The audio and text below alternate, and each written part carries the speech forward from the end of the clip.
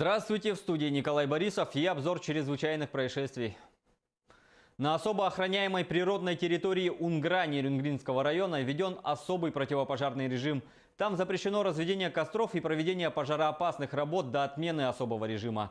Нерюнгринскому комитету охраны природы рекомендовано ограничить выдачу разрешений населению на право нахождения на особой территории. Об этом сообщает пресс-служба Нерюнгринской районной администрации. В Якутск из Красноярска вылетел еще один самолет Б-200. Напомним, в Якутии продолжается работа над стабилизацией лесопожарной обстановки. Сегодня в тушении пожаров задействованы порядка 600 человек и техники, в том числе вертолет Ми-8 МТВ и самолет Б-200 Хабаровского центра МЧС. Авиация перебрасывает пожарных десантников в труднопроходимые места и сливает воды на очаги возгораний. С 4 июля силами авиации произведено свыше 200 сливов воды на очаги лесных пожаров, а это более 1700 тонн.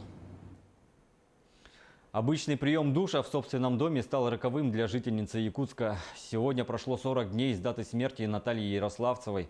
Ранее мы рассказывали о трагической истории женщины, которая получила ожоги 3-й степени из-за перепада температуры воды в ванной. Физически крепкий человек оказался в беспомощной ситуации, так как перепады температуры, по словам жильцов дома по улице Октябрьская, 19/1, много лет были не исключением, а скорее правилом. 2,5 мучительных месяца в больнице и борьба за жизнь, но трагический исход. Близкие погибшей женщины сейчас пытаются добиться правды. Кто виноват и почему собственная ванна оказалась смертельно опасным местом. Важно на сегодня, насколько компетентные органы собирают правильно доказательства и их фиксируют. И, конечно, я думаю, что мы будем очень внимательно, с учетом и мнения общественности, безусловно, отслеживать принятие окончательного решения. Более или менее спокойно это все. Разговор происходил, ничего не предвещало такого, что там прям, как обожглась, это у нас обычно там кружку горячую, там что-то, да, там, или там за чайник человек схватится. Так, чтобы человек сварился в собственной квартире, это же невозможно себе такое представить. Это мясо было. Это было голое мясо, да, кожа слезла.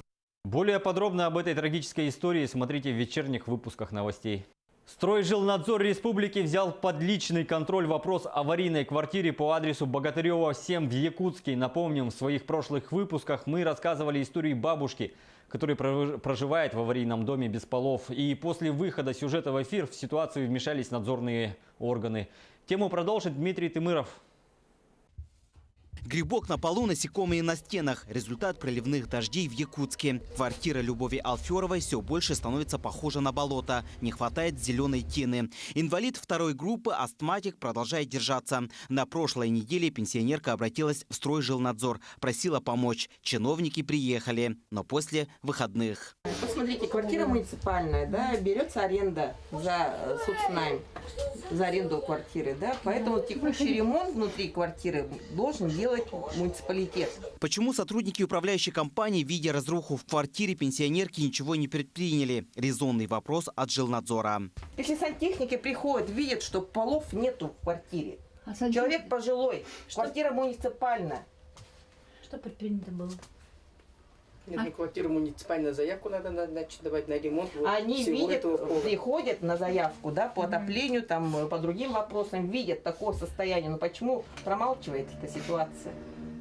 В ответ тишина. Без бумажки ты букашка. Так работают местные коммунальщики. Хотя квартиру Любови Алферовой еще в прошлом году признали непригодной для проживания. Заявление не поступало в адрес департамента жилищных отношений о предоставлении жилья ей.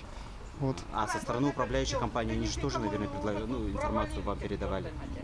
Нет, никакой информации не было. Было. Компании информации не было. Не было. Сегодня пенсионерке предложили написать заявление в департамент жилищных отношений, чтобы женщина обрела крышу над головой. Решить квартирный вопрос чиновники обещают в ближайшее время. Комиссия состоялась. Надеемся, что все-таки найдется, именно жилье найдется.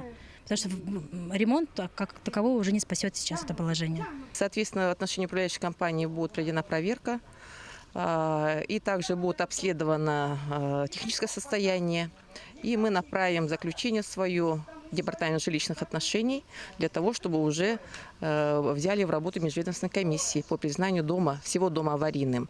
Здоровье нашей героини теперь в руках Департамента жилищных отношений города Якутска, управляющей компании и управы Губинского округа. От реакции чиновников зависит дальнейшая судьба Любови Алферовой. Или они перестанут искать виновного и помогут пенсионерке, или Любовь Артемьевна продолжит выживать в своей полуразвалившейся квартире. Якутия-24 будет следить за развитием событий. Дмитрий Тымыров, Григорий Охлопков, Якутск. На этом пока все. Уюта в вашем доме.